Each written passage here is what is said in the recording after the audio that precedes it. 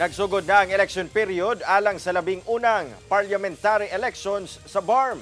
Election gun ban, hugot nga gipatuman sa otoridad. Ang detalye sa report ni Efren Mamak.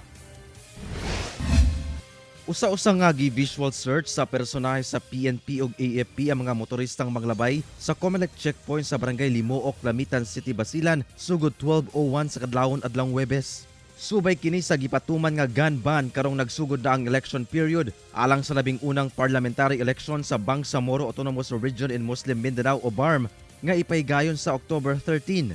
Busa hugot ang pag-inspeksyon sa Comelec checkpoint sa mga lugar ubos sa BARMM sama sa Cotabato City, ingon man sa mga lungsod sa Buluan, Parang, Pagalungan ug Pandag sa Maguindanao del Sur.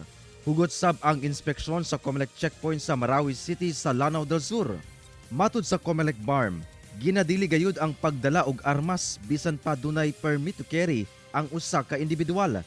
Lakip sab nga gibawal ang ammunitions ug explosives gawas sa panimalay. Even you have a permit to carry, bawal yan. Otherwise, you will be charged of election offense with penalty of 1 year and 6 years. And of course, yung kaakibat na violation ng firearms law kung wala kang permit to carry. Mulungtad ang pagpatuman sa gun ban sa tibok election period hangtod October 28, 2025.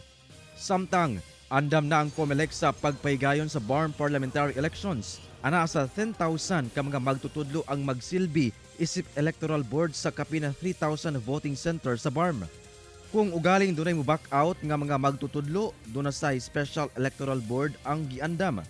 Andam na sab ang seguridad alang sa eleksyon. We will tap around 800 either from the Philippine National Police or the Philippine Coast Guard because the Coast Guard likewise manifested their readiness to provide the members of the electoral board. Ana sa 73 seats ang punon alang sa BARMM Parliamentary Elections. 40 seats niini alang sa regional political parliamentary parties. 25 seats alang sa district representatives ug 8 seats alang sa sectoral organizations.